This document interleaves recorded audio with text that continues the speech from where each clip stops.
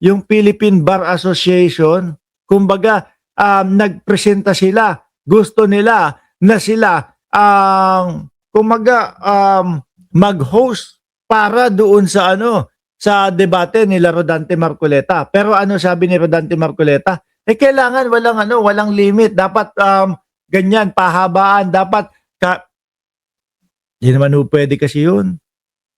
No? Nakakalito at magulong debate po ang mangyayari dun, mga kababayan. Sabi ng Philippine Bar Association, nag-alok ang pamuluan. Carpio Marcoleta, debate. Yan ang maganda. Pero simula pa lang mga bossing. Nung umpisa po, sabi ko, okay yan debate. Kapag kasi ito pinatulan, malamang pahiya tong si Marcoleta. Napagtanto ko mga kababayan, yung padeba-debate ni Rodante Marcoleta, tingin ko po isang patibong para sa mga Pilipino. Patibong po para sa Pilipinas. Bakit mga bossing? Na-realize ko, KIG, doon na nag-react si doon na po nag-react si Antonio Carpio, mga kababayan. I-give up yung KIG. Putik na yan. Pag pinagdebatehan pala natin yon, ibig sabihin, binibigyan natin sila kumbaga, binibigyan natin sila ng pabor para pag-usapan yung Kalayaan Island Group na may tsansa na mapunta sa kanila yon. Aba, sandali lang.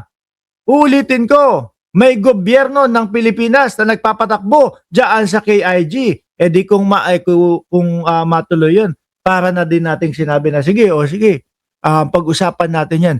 Nagkaroon patuloy sila ng tsansa. Nagkaroon sila ng konting katiting. Ngayon, nagkakaroon tayo ng agam-agam. Unti-unting unti-unti ang Pilipino napapaisip, sa atin kaya talaga yan? Di ba? Kaya sabi ko, tama pala naman talaga ang sagot ni Commodore J. Tariela at ni J. Batumbakal na hindi dapat o hindi ka debate ito. Pero para ho sa akin, talagang kapag ka ito natuloy, pero mukhang wala mukhang aatras na si Marcoleta. Ang daming kondisyon. Ang gusto walang harang o walang limit. No, ayan, sabi ni Shiro Kansaki, di pwedeng walang limit, patalon-talon sa issue ang mga DDS at baka ad hominem pa yan. Correct. Ganyan ang estilo naman ho talaga nila Kapag ka hindi ubra doon sa topic at hindi kakayanin doon sa topic, ililipat. Kaya nga sabi ko sa inyo, ayaw kong makikipagdebate. Di bali nang sabihin nila na duwag si Mark Ramos doon sa mga debate ng mga ganyan. Maguluho kausap ang mga DDS. Ang ending kapag talong-talo na ho, ang ending kapag walang-wala na ho, ad hominem. Puro panlalait na po ang gagawin.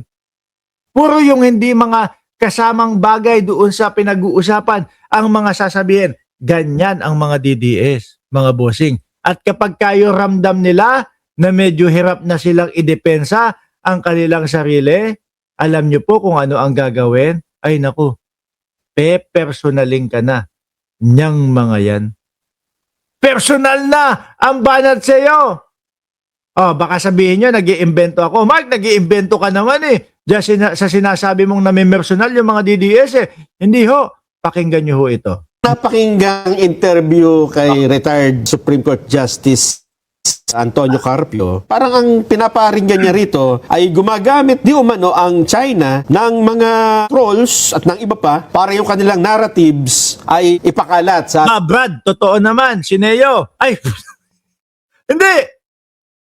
Totoo naman mga kababayan sa nakikita ho natin sa mga kilos nitong mga DDS. Di ba? Biruin nyo ho mga bossing, kapag kayo pumunta kayo sa inyong social media, kapag kayo sumilip lang kayo sa inyong Facebook, makikita nyo yung mga kaibigan nyo mga DDS, sineshare na din po nila. Yung iisa, pati po yung mga pagkakapwesto ng mga words, mga boss chief amo sir, halatang copy-paste at halatang merong ilang mga tao na nag-send sa kanila nito. Eto ang ipapakalat natin. Tama si Rodante Marcoleta. Suportahan natin yung sinasabi ni Rodante Marcoleta. Meron nung ganun. Di ba? At ang alam natin, Dahil nga po sa sinabi nung anak ni Juan Ponce Enrile, may pera na ipinapakalat ang China sa mga kapwa natin Pilipino para sirain ang gobyerno natin, para labanan, guluhin ang gobyerno ng Pilipinas, mga bossing. Which is nakikita naman ho natin. Diba? Sabi ni BG Badyola, kaya ayoko mag-FB. Maha-high blood lang ako. High bloodin nyo din sila. I-post nyo. Sabihin nyo, ICC files. Susunod na si Bato de la Rosa. Maha-high blood ho yung mga yan. Oh. Ating bansa. Siguro nga, ganun ang kanyang layunin. Pero mukhang meron siyang nakalimutan bago niya Kabanat na si Rodante Marcoleta. Oh. siya na imungkahi ito para matrack natin ang mga Pilipinos na binabayaran ng China. Sabi pa niya, because if you're a foreign agent, Ako, hindi kaya kinakabahan si Rodante Marcoleta na matrack na meron silang natatanggap galing sa China? Aba, hindi ho sila pwedeng magalit sa atin kung naiisip natin yan. Dahil mga kababayan, unang-una, talagang ang pinaka magandang example, eto na nga lang pong i-give up ang KIG na nanggaling ho kay Rodante Marcoleta. Pero mo atin na, may gobyerno na nga, may mga Pilipino, may nagpapatakbo, nagpapalakad doon, tapos i-give up. Di ba? you're working for China. The whole country will know that you're speaking for China, that you're being paid. Kaya nakalimutan niya, Yun pala, sinasabi, may paligoy-ligoy pa ako dito, no? May paligoy-ligoy pa ako dito na sinasabi ko, baka may natatanggap kayo.